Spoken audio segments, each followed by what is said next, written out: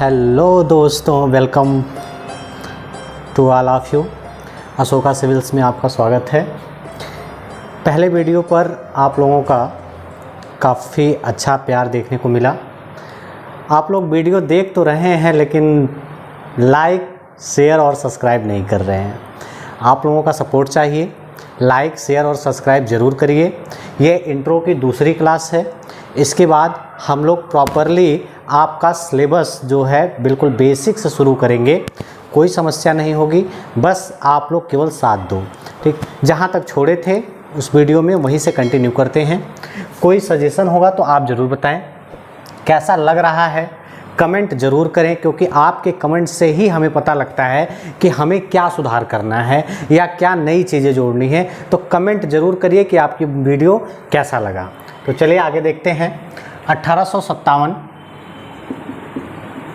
की चर्चा हम लोग कर रहे थे। 1857 यहाँ तक की चर्चा हम लोगों ने कर लिया था कि कैसे 1757 का प्लासी का युद्ध हुआ, कैसे 1764 का बक्सर का युद्ध हुआ, कैसे 3 सेनाएं एक साथ होने के बाद भी हार गईं। ये सब चीज़ें हम लोग डिस्कशन कर लिए थे। 1857 का घटनाक्रम देखें तो 1857 तक आते आते देखिए 2 चीज़ें थी। पहला ये कि धार्मिक भावनाओं से हम लोग बिल्कुल ओत-प्रोत थे। मतलब ये था कि धार्मिक भावनाएं जो थी हमारे अंदर एकदम कूट कूट करके भरी हुई थी। पहला ये कि हम समुंदर को देवता मानते थे, उसके ऊपर पैर रखना नहीं चाहते थे। ब्रिटिशों के द्वारा समुद्री मार्ग से जो हमारे सैनिक थे, जो सिपाही थे, उनको रंगून ले जाया जाता था। पहला विद्रोह का कारण ये बना। दूसरा कारण ये था कि जो पुरानी राइफल थी उसको सेना से हटा करके नए राइफल के द्वारा प्रतिस्थापित किया गया। नया राइफल जो था वो ब्राउन बेस राइफल था। उसमें गाय और सुअर की चर्बी का प्रयोग उसके कारतूस में करना था। उसका प्रयोग हम दांत से खींच करके, काट करके तब उसको फायर कर सकते। हमें लगा कि ये हमारी धार्मिक चीज़ों से छेड़छाड़ है। कैसे?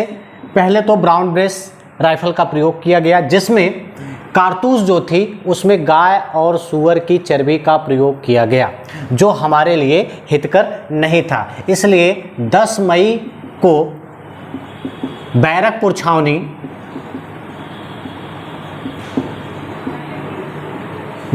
छावनी 34वीं नेटिव इन्फेंट्री के द्वारा 34वीं नेटिव इन्फेंट्री के द्वारा सेना ने विद्रोह कर दिया। बैरकपुर छावनी में 34वीं नेटिव इन्फेंट्री में विद्रोह हो गया। विद्रोह होने के बाद 12 मई को यह विद्रोह सीधे दिल्ली कूच करता है। दिल्ली पहुंचा, यह विद्रोह दिल्ली पहुंचा और दिल्ली में बैठे हुए हैं बहादुर शाह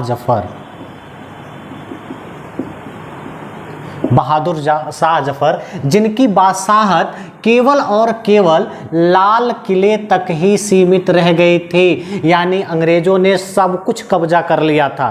केवल और केवल इनकी बादशाहत लाल किले तक ही सीमित रह गई थी। 12 तारीख को सैनिक जब पहुंचते हैं बहादुर शाह जफर के पास, लाल किले में पहुंचते हैं, तो इनको कहते हैं कि आप हमारे विद्रोह का नेतृत्व करो। यानी कि एक बार फिर से यह बहादुर शाह जफर को यह आश्वासन देते हैं कि हम आपको पुनः भारत के सिंहासन पर आसीन करेंगे। बहादुर शाह जफर को भी लगा, वयोवृद्ध नेता, इन्हें भी लगा कि हो सकता है कि हमें फिर से मौका मिल जाए देश की बादशाहत करने के लिए, और ये भी लालायित होकर के इनकी बातों में आ गए और विद्रोह का नेतृत्व यानी कि विद्रोह का नेता बनकर के सामने उभर करके आए। दिल्ली में बख्त खां के नेतृत्व में सेना ने विद्रोह कर दिया। बख्त खां के नेतृत्व में सेना ने विद्रोह कर दिया। लेकिन मैंने आपको उस दिन पिछली वाली वीडियो में शायद बताया था कि यह विद्रोह एक साथ नहीं हो रहा था, विद्रोह जगह जगह हो रहा था, छोटे छोटे क्षेत्रों में हो रहा था, जिससे अंग्रेजों को ज़्यादा मौका मिल जाता था इन विद्रोहों को दबाने के लिए।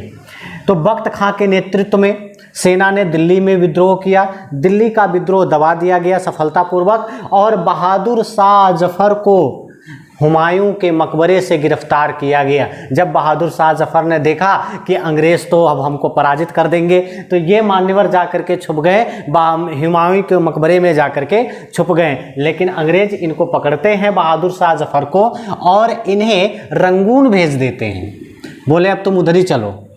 इनको रंगून भेज दिया, और रंगून ये आपका पड़ता है म्यांमार में, वहाँ की जेल में इनको शिफ्ट कर दिया गया। रंगून जाने के बाद ये भारत के अंतिम मुगल बादशाह थे जो जफर नाम से कविताएं लिखते थे। अब जेल में कोई काम बचा नहीं था, इसके अलावा और करेंगे क्या, तो जफर नाम से ये कविताएं लिखा करते थे। और इन्होंने अपनी कविता में मेंशन किया है कि मैं इतना बदनसीब हूँ कि मुझे अपनी मातृभूमि का 2 गज जमीन भी नसीब नहीं हुआ। फिर अंतोगत्वा इनकी मृत्यु हो जाती है वहीं पर, और जेल में मृत्यु हो गई, पानी के किनारे हैं, वहीं प्रवाहित कर दिया गया। ठीक, इसके बाद विद्रोह कहाँ कहाँ होता है, विद्रोह कहाँ कहाँ होता है, यह इम्पॉर्टेंट है। आपसे कभी कभी सीधे डायरेक्ट ऐसे ही प्रश्न पूछ लेता है कि विद्रोह कहाँ कहाँ हुआ। जैसे दिल्ली की बात करें हम, तो दिल्ली में बख्त खां के नेतृत्व में हुआ, बख्त खां। हम अवध की बात करें, अवध मतलब यही अपना लखनऊ वाला क्षेत्र, तो यहाँ से हजरत महल बेगम, हजरत महल के नेतृत्व में यहाँ पर विद्रोह हुआ। क्यों विद्रोह होता है, इनका एक बेटा है बिरजिस कादिर, बिरजिस कादिर जो अल्पवयस्क है, मतलब बहुत छोटा है, उसकी संरक्षिका बनकर के ये अवध में अपना प्रशासन चला रही थी, जबकि अंग्रेजों को यह कतई पसंद नहीं आया। तो इसलिए ये बिरजिस कादिर को अवध का नवाब बनाना चाहती थी, जो अंग्रेजों को कतई पसंद नहीं आया। इसके विरोध इन्होंने लखनऊ में विद्रोह किया। कानपुर से नाना साहब थे, कानपुर से नाना साहब ने विद्रोह किया। बिहार से कुंवर सिंह ने किया, कुंवर सिंह। असम से मनीराम दीवान ने किया, मनीराम दीवान ने किया। झांसी से लक्ष्मीबाई ने किया। ये सारे विद्रोह जो हो रहे हैं वह सिर्फ और सिर्फ अपने वर्चस्व को बचाने के लिए हो रहा है। अगर ये सारे विद्रोह एक साथ एक समय पर शुरू होते तो शायद अंग्रेज 1857 में ही भारत को छोड़ देते, हमें आज़ादी मिले हुए बहुत समय हो गया होता। लेकिन ऐसा नहीं हुआ। क्यों? क्योंकि यह विद्रोह एक साथ नहीं हुआ, विद्रोह रुक रुक करके हुआ। और दूसरा कारण ये था कि इसमें जो जमींदार वर्ग थे, जमींदार वर्ग प्लस मजदूर वर्ग, इन्हें कोई दिलचस्पी नहीं थी। जमींदार वर्ग अपने में मस्त थे, मजदूर वर्ग को पता ही नहीं था, वो अपने में मस्त थे। ठीक है, इन दोनों लोगों ने भाग नहीं लिया। और ये जो हुआ विद्रोह और भी हुआ, जैसे बरेली में हुआ, आपके फैज़ाबाद में हुआ, जगह जगह ये विद्रोह हुआ, लेकिन इसका कोई रिजल्ट नहीं निकला, क्योंकि अंग्रेज़ों को भरपूर समय मिल जाता था। अंग्रेज़ों को भरपूर समय मिलने के कारण इन विद्रोहों को बड़े आराम से, बड़े आसानी से इसका दमन कर देते थे। झांसी का जो युद्ध हुआ आपको पता है, लक्ष्मीबाई जिनका अपना कोई बेटा नहीं था, एक दत्तक पुत्र इन्होंने लिया था, जिसको एक गद्दी पर बिठाना चाहती थी, लेकिन उसी समय डलहौजी की हड़प नीति चल रही थी। डलहौजी की हड़प नीति, इसमें क्या था, इसमें ये था कि डलहौजी ने एक फरमान जारी किया था कि जिनके पास अपना खुद का पुत्र नहीं है वह गद्दी पर किसी अन्य व्यक्ति को नहीं बिठा सकते हैं, अतः उनका जो राज्य है उसको ब्रिटिश प्रांत में मिला लिया जाएगा। तो झांसी मतलब लक्ष्मीबाई के पास अपना कोई बेटा नहीं था, इन्होंने एक दत्तक पुत्र लिया था, दत्तक मतलब होता है गोद लिया हुआ पुत्र, इसको गद्दी पे बिठाना चाहती थी, जो अंग्रेजों को कतई पसंद नहीं आया। तो ये 1857 का कुछ घटनाक्रम जो आपको बस ऐसे ही इट इज़ रट लेना है, ऐसे ही पूछता है। और अगर बात सिविल सेवा की करें तो इसमें थोड़ा सा क्वेश्चन को टफ करने के लिए इसका राजनैतिक कारण, आर्थिक कारण, इससे प्रश्न आपका बना देता है कि 1857 का राजनैतिक कारण क्या था, इसका आर्थिक कारण क्या था और धार्मिक रूप से यह क्यों इम्पोर्टेंट था। तो इस तरह के प्रश्न इसमें बन जाते हैं जो जब हम लोग डीपली पढ़ेंगे तो देखा जाएगा। इसके बाद 1857 के तुरंत बाद 1858 का एक्ट आता है। 1858 का एक्ट आया, कहाँ से आया? ब्रिटेन से, ब्रिटेन की संसद, वहाँ से एक एक्ट आता है और इस एक्ट में एक चीज मेंशन किया गया था, वो था कि कंपनी का शासन समाप्त। अब भारत में केवल क्राउन का शासन होगा। क्राउन का शासन, क्राउन मतलब होता है ताज, और ताज पहनती हैं वहाँ की महारानी। यानी कि सीधे सीधे 1858 के एक्ट में ये मेंशन किया गया कि कंपनी का शासन पूर्णतः भारत से समाप्त। अब कंपनी वालों को कोई अधिकार नहीं होगा कि वह भारत में शासन करें। तो शासन कौन करेगा? अब शासन होगा सीधे सीधे ब्रिटेन की संसद से, यानी भारत के लिए जो भी नियम कानून बनाया जाएगा वह अब सीधे सीधे ब्रिटेन की संसद से बनाया जाएगा। ये कंपनी क्या थी? तो कंपनी, जिस मैंने क्लास के शुरू में ही बताया था कि 1600 ईस्वी में एक कंपनी गठित हुई थी जिसको ईस्ट इंडिया कंपनी के नाम से जानते हैं। ईस्ट इंडिया कंपनी ये लगभग 214 लोगों की मिली हुई एक प्राइवेट संस्था थी, एक प्राइवेट कंपनी थी, ये सरकारी कंपनी नहीं थी। तो अब इस एक्ट के तहत इसको पूर्णतः प्रतिबंधित कर दिया गया और अब जो भारत में शासन होगा वो क्राउन के तहत होगा, अर्थात ब्रिटेन के संसद के तहत यहाँ पर शासन किया जाएगा। दूसरा फरमान ये था कि हड़प नीति के तहत जितने राज्यों को ब्रिटिश क्षेत्र में मिलाया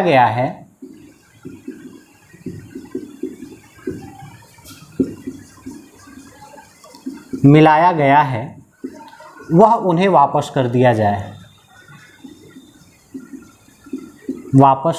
जाए। तीसरा पॉइंट ये था कि भारतीयों के धार्मिक चीज़ों में ब्रिटिश अब कोई हस्तक्षेप नहीं करेंगे, उनको धार्मिक रूप से आहत नहीं किया जाएगा।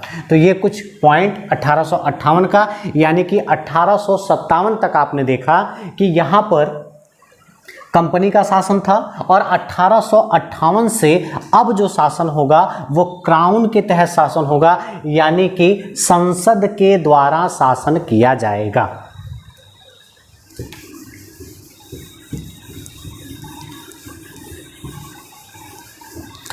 (1858) के आगे चलें तो 1858 के एक्ट के बाद भारत में भी राजनीतिक उथल पुथल शुरू हो गई। मतलब ये अब धीरे धीरे क्रांतिकारी गतिविधियां बढ़ने लगी। 1895 की बात करें तो बाल गंगाधर तिलक ने स्वराज की मांग कर ली। स्वराज की मांग, सबसे पहले किसी ने स्वराज शब्द का प्रयोग किया तो वो बाल गंगाधर तिलक ने किया कि स्वराज होना चाहिए, जैसा भी हो लेकिन स्वराज होना चाहिए। अच्छे से अच्छे विदेशी राज से बुरा स्वराज अच्छा होता है, तो हमें स्वराज चाहिए। इसके उपलक्ष्य में महाराष्ट्र में तिलक जी ने शिवाजी महोत्सव और गणेश उत्सव मनाना शुरू किया।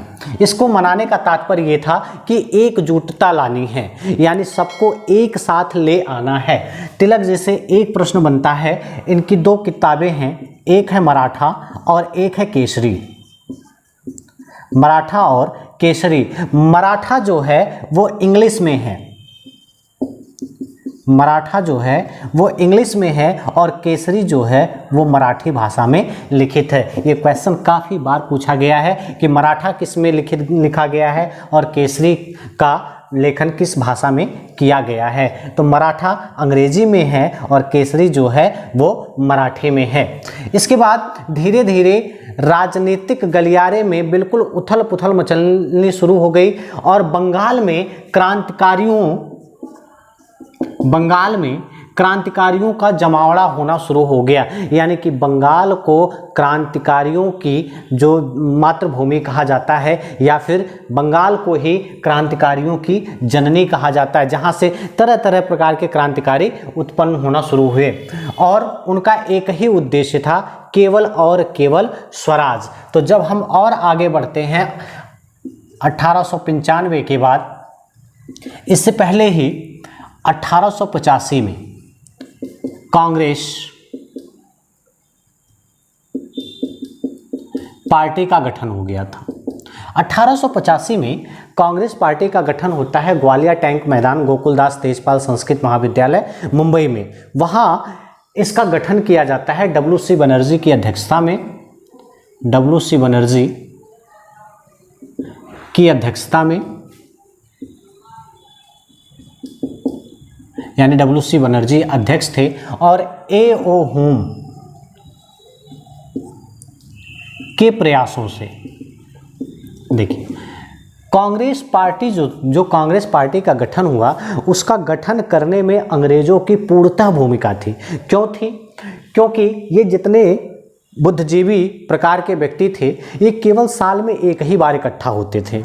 इकट्ठा होकर के ये तरह तरह की अपनी लिस्ट लेकर के आते थे और नारेबाजी करते थे, हमें आज़ादी चाहिए, ऐसे चाहिए, वैसे चाहिए। उसके बाद सब शांत। अंग्रेजों ने कहा इन्हें एक प्लेटफॉर्म दे दो, ऐसा प्लेटफॉर्म दे दो जो आएंगे चिल्लाएंगे, इनसे तो कुछ होना नहीं है, और अगर हम इनका सहयोग करेंगे तो ये हमारे अगेंस्ट नहीं जाएंगे।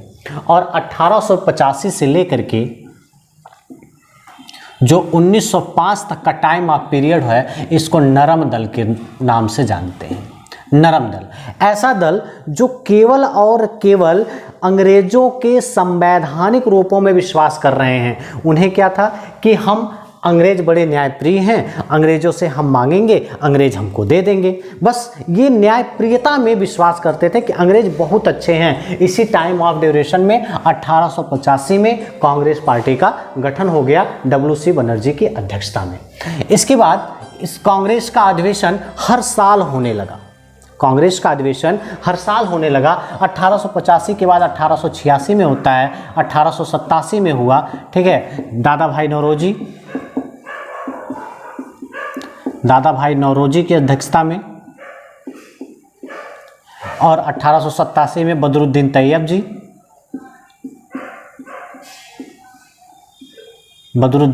जी की अध्यक्षता में, ठीक है, प्रथम मुस्लिम जिन्होंने कांग्रेस पार्टी की अध्यक्षता की। तो हर साल कांग्रेस पार्टी का अधिवेशन होना शुरू हुआ। अब समस्या ये आई कि अंग्रेज जैसा चाहते थे वैसा हुआ ही नहीं। अंग्रेजों को ये लगा कि जो कांग्रेस पार्टी का गठन हो रहा है ये हमारे अनुसार काम करेंगे, लेकिन ऐसा नहीं हुआ, उसका विपरीत हो गया। 1885 से लेकर के 1905 तक का टाइम ऑफ पीरियड नरम दल के रूप में जाना जाता है। 1905 तक आते आते बंगाल का विभाजन हो गया। बंगाल विभाजन मतलब ये था कि जब अंग्रेजों ने देखा कि कांग्रेस पार्टी के जो नेता हैं वो तो हमारी बात सुन ही नहीं रहे हैं, अब समस्या ये थी कि इन्हें कुछ ऐसा करना था जिससे ये जो कांग्रेस पार्टी है ये दो धड़ों में बट जाए। तो दो धड़ों में बंटने का मतलब ये था, कांग्रेस पार्टी का जब गठन हुआ तो उसके जो प्रबल आलोचक थे वो सर सैयद अहमद खां थे। सर सैयद अहमद खां ये प्रबल आलोचक थे। इन्होंने कहा कांग्रेस की जरूरत ही नहीं थी, कांग्रेस केवल एक धर्म का प्रतिनिधित्व कर रही है, कांग्रेस हमारी सुनती ही नहीं है। तो प्रबल आलोचक ये थे।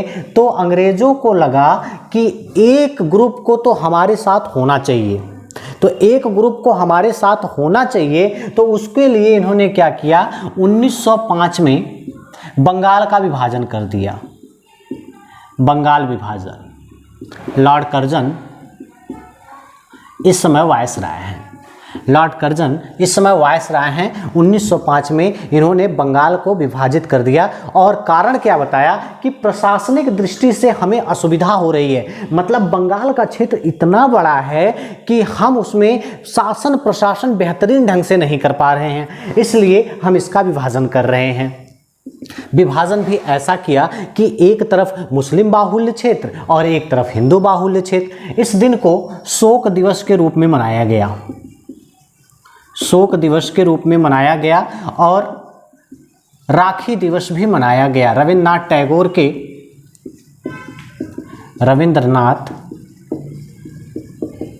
टैगोर ने इस दिन राखी दिवस भी मनाया। एक दूसरे के कलाइयों में राखी बांधी गई और ये कहा गया विभाजन तो हो गया लेकिन हम विभाजित नहीं होंगे, लेकिन ऐसा हुआ नहीं।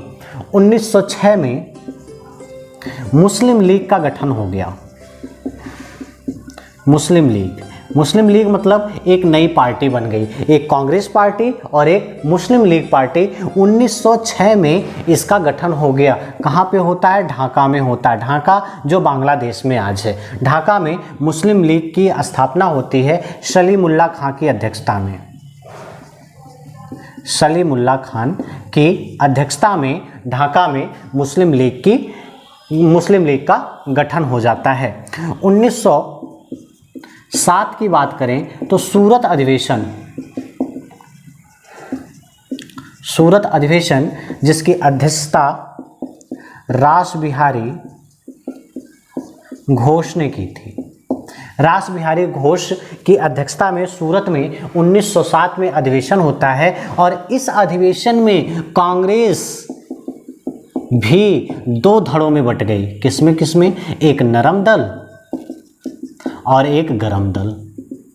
नरम दल का ये मानना था कि हम अंग्रेजों के संवैधानिक रूपों पर क्वेश्चन मार्क नहीं कर सकते हैं, वो बड़े न्यायप्रिय हैं, हम उनसे कहेंगे वो हमको दे देंगे। गरम दल ये कहता था कि नहीं, मांगना नहीं है, क्या मांगेंगे हम उनसे, देश हमारा, संसाधन हमारे, सब कुछ हमारे, तो हम मांगे क्यों याचना करें हम।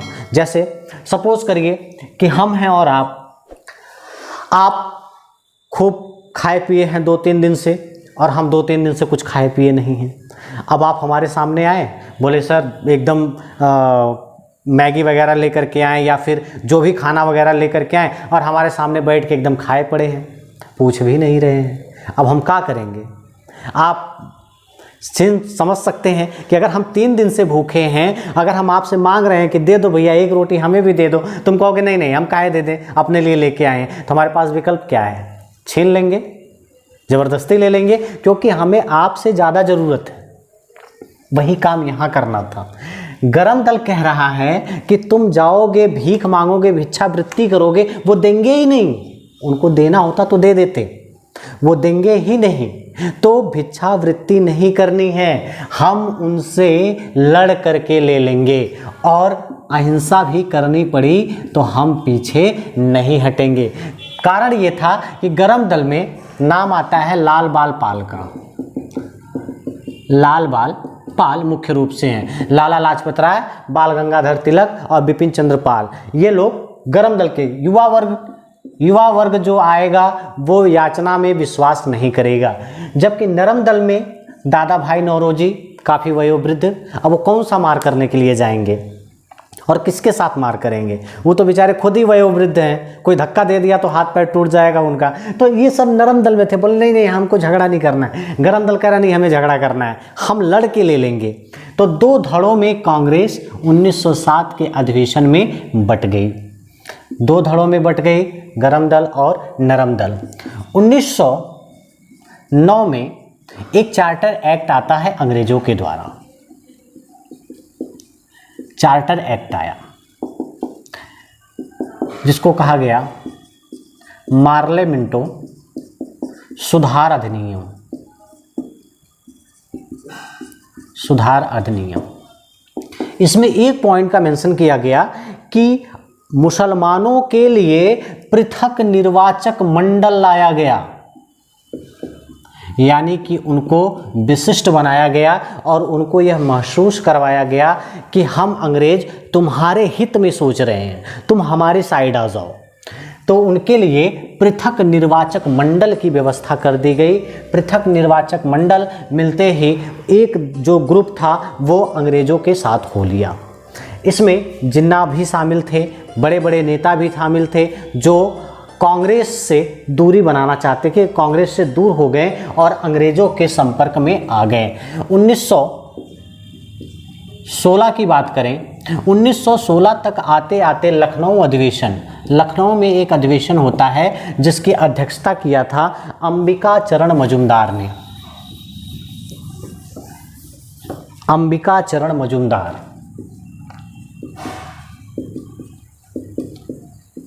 अंबिका चरण मजूमदार ने इसकी अध्यक्षता की थी। लखनऊ में यह अधिवेशन हुआ था। एनी बेसेंट और तिलक के प्रयासों से लखनऊ में गरम दल, नरम दल, मुस्लिम लीग तीनों फिर से एक प्लेटफॉर्म पे आ गए। मुस्लिम लीग भी कांग्रेस का समर्थन करने लगी। नरम दल और गरम दल ये तीनों एक प्लेटफॉर्म पे फिर से आ गए 1916 में। इसी समय एनी बेसेंट और तिलक जी ने होम रूल आंदोलन शुरू किया। होम रूल आंदोलन मतलब घर का शासन। होम रूल आंदोलन इन्होंने प्रारंभ किया एनी बेसेंट से दो क्वेश्चन और बनता है। यह एक आयरिश महिला हैं और कांग्रेस की प्रथम महिला अध्यक्ष हैं, जिन 1917 में इन्होंने कांग्रेस की अध्यक्षता की थी। इनकी दो किताबें हैं, एक कॉमनवेल्थ और दूसरी है न्यू इंडिया। एक कॉमनवेल्थ और दूसरी है न्यू इंडिया। इन्होंने दो पुस्तकों का विमोचन किया जो कॉमनवेल्थ और न्यू इंडिया है। 1917 में कांग्रेस की प्रथम महिला अध्यक्ष के रूप में ये जाने लगी। अब इसके बाद जो घटनाक्रम शुरू होता है,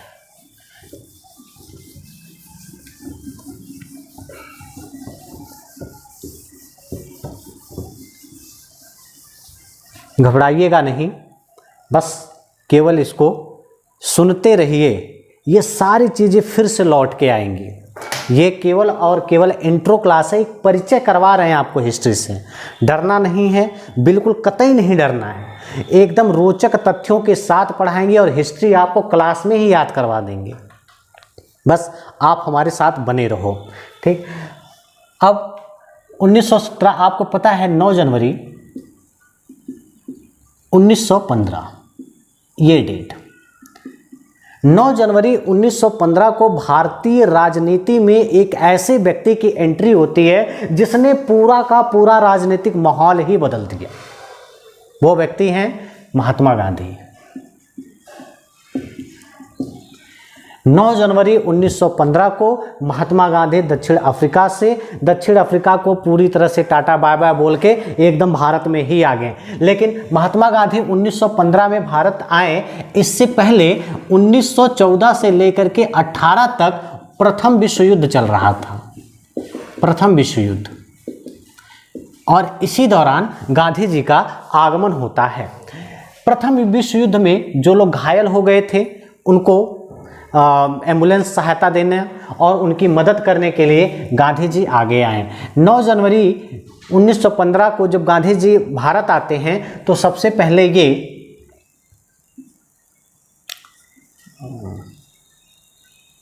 गोपाल कृष्ण गोखले, गोपाल कृष्ण गोखले जी से ये मिलते हैं और गोपाल कृष्ण गोखले जी ही इनके राजनीतिक गुरु के रूप में जाने जाते हैं। गोपाल कृष्ण गोखले जी से महात्मा गांधी मिले तो गोपाल कृष्ण गोखले ने कहा कि भाई देखो, तुम आए हो दक्षिण अफ्रीका से और हमें पता है तुमने वहाँ लाठी भी बहुत खाई है, तुमने बहुत सारे काम वहाँ पे किए हैं, लेकिन ये भारत है, वहाँ विषय कुछ और था, यहाँ विषय कुछ और है। तो अभी तो तुम कुछ बोलना नहीं, एकदम चुप करके तुम पूरा भारत भ्रमण करो, पूरे भारत को भ्रमण करो और प्रॉब्लम को समझो कि वास्तव में भारतीयों को क्या क्या समस्याएं हैं। अभी बोलोगे अंग्रेजों की नज़र में आओगे, उठा के फिर से तुमको अफ्रीका में फेंक देंगे। गांधी जी ने बोला बात तो सही है भाई, पहले घूम लेते हैं, समस्याओं को जान लेते तभी कुछ बोले। तो सबसे अच्छा मौका मिला जनता के बीच में इनको मुखरित होने के लिए कि प्रथम विश्व युद्ध चल रहा था, उस युद्ध में जो घायल सैनिक हो गए, एम्बुलेंस की व्यवस्था इन्होंने करवा दी, घायल सैनिकों की मरहम पट्टी करने लगे, यानी जनता के बीच में अपनी लोकप्रियता को इन्होंने बढ़ाना शुरू कर दिया। और ऐसे में इनको मौका मिलता है 1917 में बिहार का एक जिला है चंपारण, बिहार का एक जिला है चंपारण। चंपारण से राजकुमार शुक्ल ने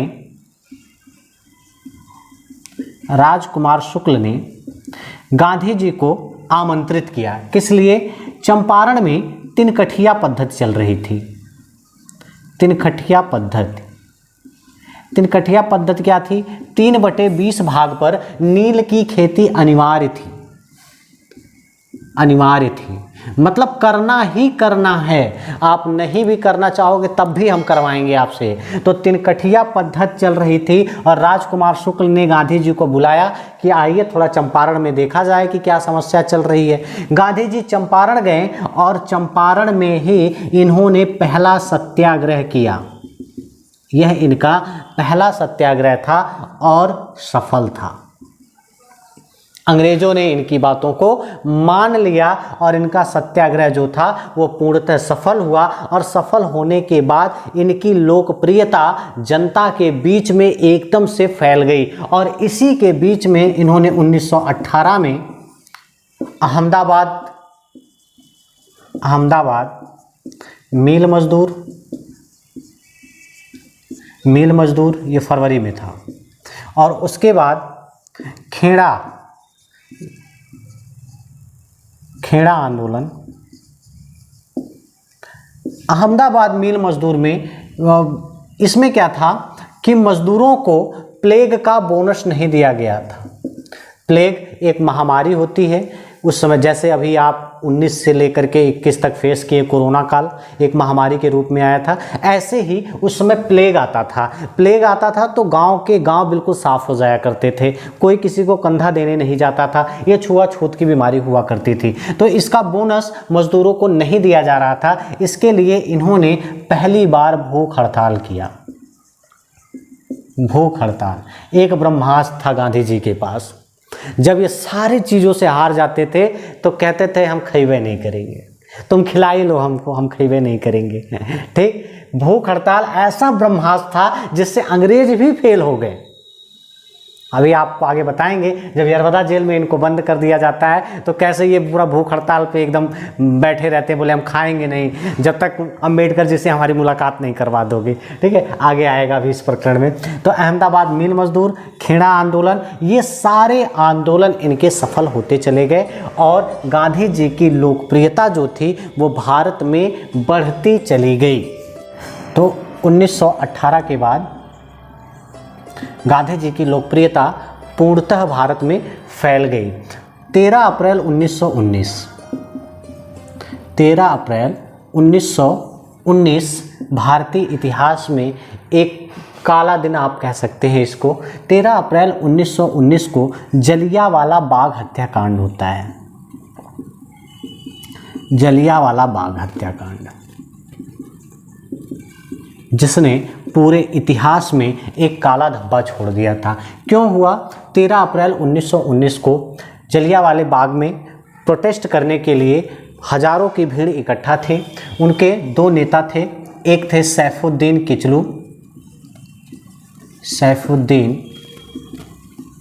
किचलू और यशपाल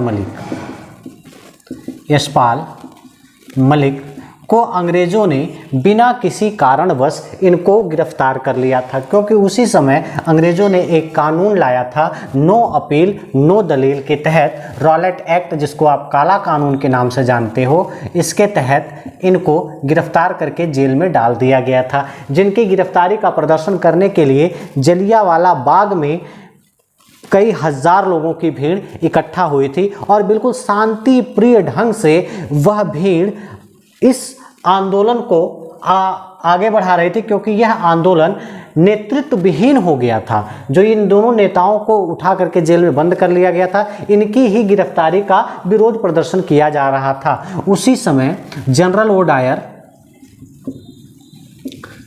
डायर ने भीड़ को त्वरित बाग खाली करने का आदेश दिया। इतनी ज़्यादा भीड़ होने के कारण आप कभी अमृतसर घूमने जाएंगे तो अमृतसर मंदिर से ठीक पहले ही जलियांवाला बाग पड़ता है। उसमें आप घूमेंगे तो देखेंगे एक छोटा सा गेट है, एक ही गेट है, बाकी चारों तरफ से वो पैक है, एकदम ऊंची ऊंची बिल्डिंग, ऊंची ऊंची दीवारें लगी हुई। एक छोटा सा गेट है, वो भी गेट ऐसा है कि आप उसमें से झुक करके निकलेंगे, ऐसा नहीं कि भाग करके निकल जाएंगे। त्वरित खाली करने का आदेश दिया और चारों तरफ से घेर करके उन निहत्थों के ऊपर गोलियां बरसा दी गई। इस घटना को केवल अंग्रेजों ने डिसीजन लेने की भूल करार दिया। उन्होंने कहा कि इतनी बड़ी भीड़ को देख करके जनरल डायर ने डिसीजन सही नहीं ले पाया, ये केवल उनके डिसीजन लेने की भूल है। उधम सिंह ने इसकी हत्या तब कर दी 1940 में इसकी हत्या कर दी, तब जब यह पेंशन लेकर के अपने घर वापस जा रहा था इंग्लैंड में, उस समय उधम सिंह ने गोली मार करके इसकी हत्या कर दी। इसकी जांच के लिए हंटर कमेटी बैठी,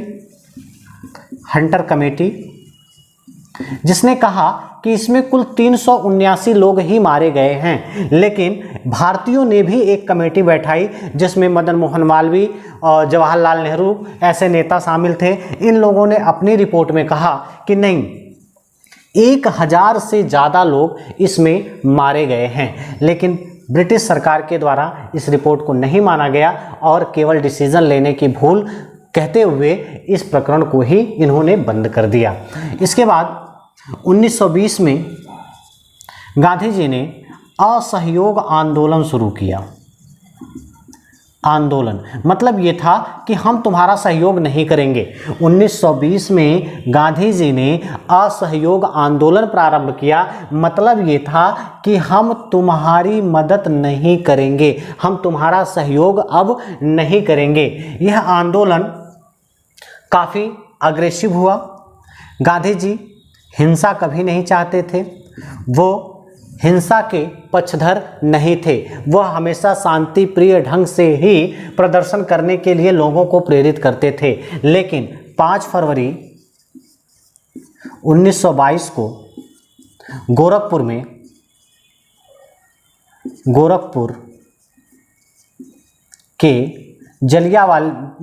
के चौरी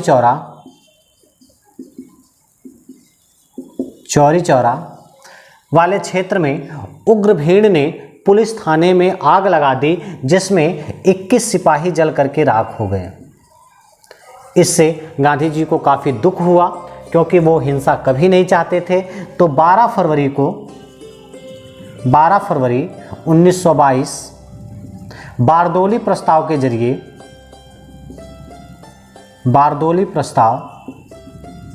के जरिए गांधी जी ने असहयोग आंदोलन को वापस ले लिया। उन्होंने असहयोग आंदोलन को ख़त्म कर दिया, जिससे गांधी जी की काफ़ी आलोचना हुई। क्यों?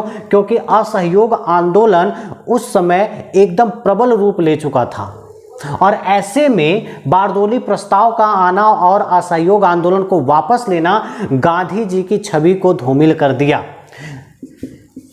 सुभाष चंद्र बोस ने कहा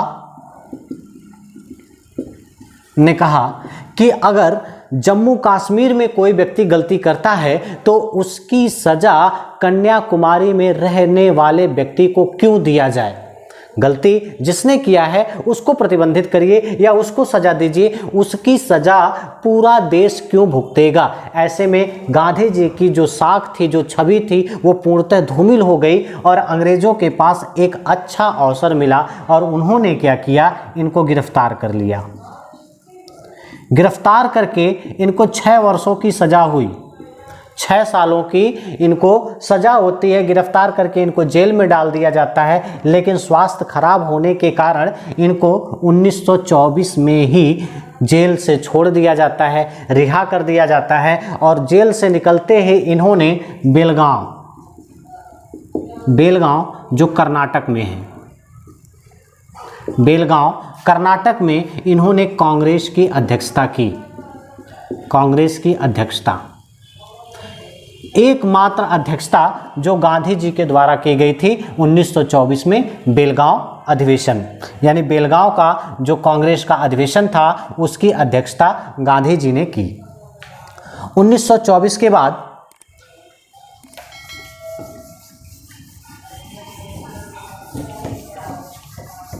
1924 के बाद पुनः गांधी जी अपने दूसरे कामों में लग गए। क्योंकि गांधी जी का बिल्कुल सीधा सीधा तात्पर्य था कि किसी भी आंदोलन को एक क्रम में नहीं बढ़ाना है। आंदोलन करना है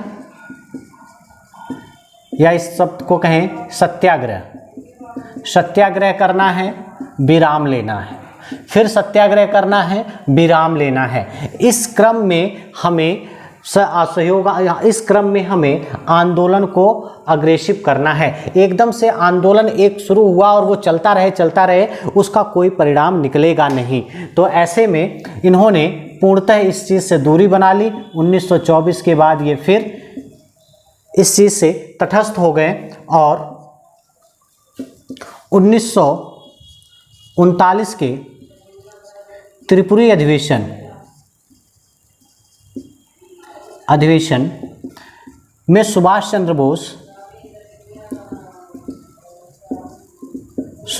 बोस कांग्रेस के अध्यक्ष बने। 1938 में भी ये अध्यक्ष बने थे और 1939 में भी ये बने। इस बात से गांधी जी को काफ़ी दुख हुआ। क्यों? क्योंकि गांधी जी जो थे वह सीतारमैया को बनाना चाहते थे, सीतारमैया को अध्यक्ष बनाना चाहते थे, लेकिन बन कौन गए? सुभाष चंद्र बोस। इस बात से इनको काफ़ी दुख हुआ तो सुभाष चंद्र बोस ने क्या किया कि त्याग पत्र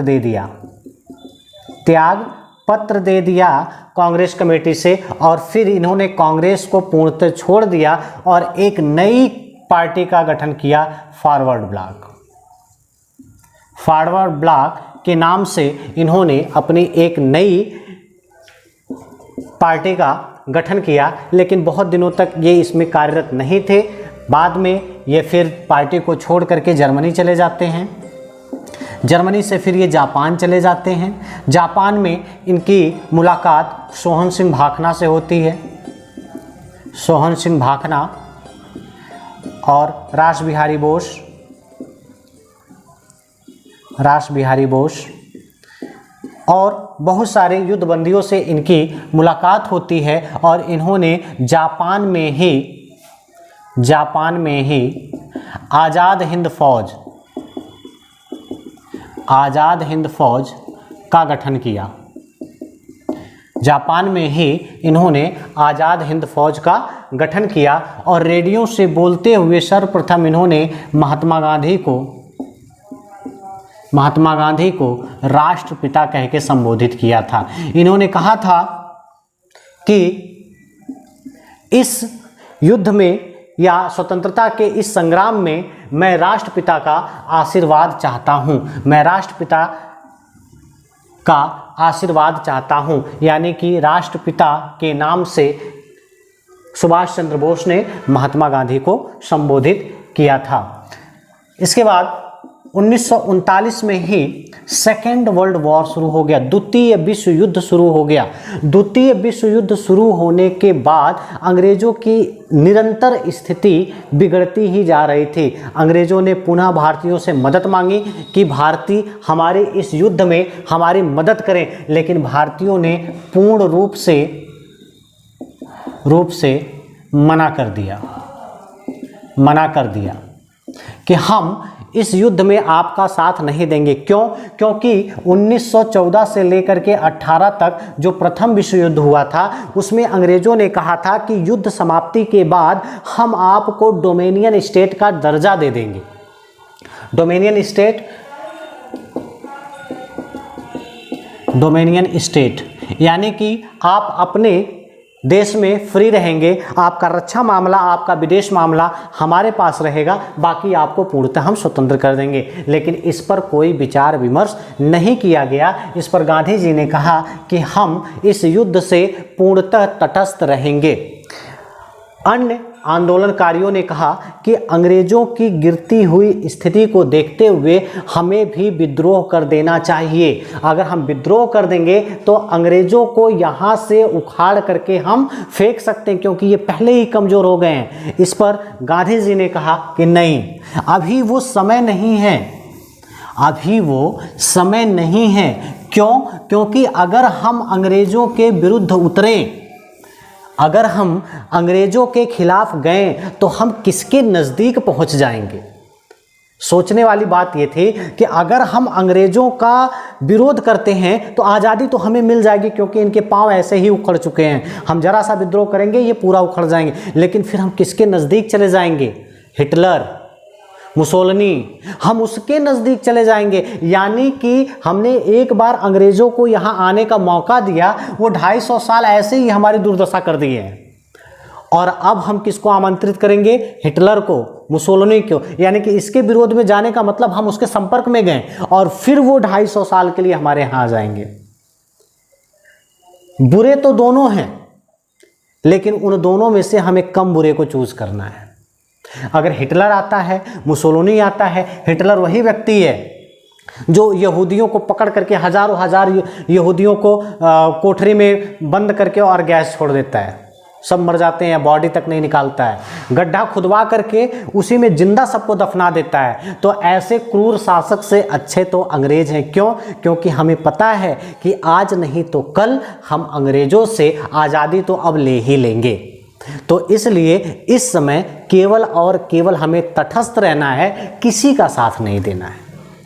तो 1939 से सेकेंड वर्ल्ड वॉर प्रारंभ होता है और चलता है 1945 तक। 1945 का घटनाक्रम आपको पता होगा, एक 6 अगस्त और एक 9 अगस्त। हिरोशिमा और नागासाकी जापान का एक शहर है, उस पर इन्होंने बम गिरा दिया था। किसने? अमेरिका ने। क्यों गिरा दिया था? अभी आज आपको जापान बड़ा शांति प्रिय लगता है, किसी से लड़ाई वड़ाई नहीं करता है, सेना वोना नहीं रखा है। उसका रीज़न है कि अमेरिका उसको सहयोग करता है। क्यों करता है? क्योंकि उसने 6 अगस्त और 9 अगस्त को परमाणु अटैक कर दिया था। इसके पीछे रीज़न ये था कि जापान जो था वो दूसरे ग्रुप का मेंबर था जिसमें हिटलर था।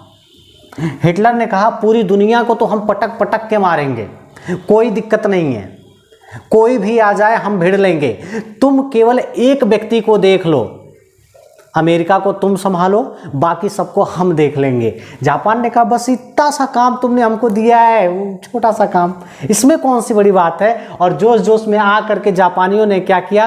पर्ल हार्बर को डुबा दिया। पर्ल हार्बर जो था वो अमेरिका का एक बंदरगाह था, जहाँ पर वह अपनी शिप, अपने हथियार, अपने जहाज को खड़ा करता था। उस पर इन्होंने बम वम गिरा करके पर्ल हार्बर को ही डुबा दिया। अमेरिका को आया गुस्सा, नया नया उसने परमाणु बम बनाया था, परीक्षण करना ही था और इससे अच्छी जगह मिलती कहाँ। उसने 6 अगस्त और 9 अगस्त 2 दिन हिरोशिमा और नागासाकी पर परीक्षण कर लिया। विनाशकारी कह सकते हैं कि इतना घातकारक सिद्ध हुआ जापानियों के लिए कि इसका विकिरण आज भी वहाँ बना हुआ है। विकिरण प्रदूषण इतना जल्दी समाप्त नहीं होता है। और इसी के साथ सेकेंड वर्ल्ड वॉर का समापन भी हुआ। इस दौरान भारतीयों को लुभाने के लिए 1942 में क्रिप्स मिशन आता है। क्रिप्स महोदय आए, इन्होंने कहा कि आप इस युद्ध में हमारा साथ दो, हम आपको डोमेनियन स्टेट दे देंगे। इस बार पक्का वाला वादा है कि हम आपको डोमेनियन स्टेट दे ही देंगे। गांधी जी ने कहा उत्तर दिनांकित चेक काहे लिए दे रहे हो, ऐसा चेक क्यों हमको दे रहे हो जिसका बैंक पहले ही दिवालिया हो गया है। जब बैंक दिवालिया हो गया तो चेक लेके हम क्या करेंगे, हमें नहीं चाहिए, हमें डोमेनियन स्टेट नहीं, अब हमें पूर्ण स्वराज चाहिए। डोमेनियन स्टेट तो हम लेंगे ही नहीं लेंगे, हमें पूर्ण स्वराज चाहिए। अब तो क्रिप्स मिशन भी फेल हो जाता है। फिर 1946 में कैबिनेट मिशन भारत आता है। कैबिनेट मिशन भारत आया जिसमें 3 लोग थे, पैथिक लॉरेंस, एपी अलेक्जेंडर और क्रिप्स महोदय भी पीछे पीछे आए थे रास्ता दिखाने। ठीक, तो पैथिक लॉरेंस जिन्होंने अध्यक्षता की थी, एपी अलेक्जेंडर और क्रिप्स महोदय, फिर से ये तीनों लोग भारत आते हैं और इन्होंने कहा कि जो भारतीय हैं वह अपनी संविधान सभा बना लें। संविधान सभा बना लें क्यों? क्योंकि 1945 के बाद ब्रिटेन में चुनाव होता है और चुनाव में लेबर पार्टी की जीत होती है।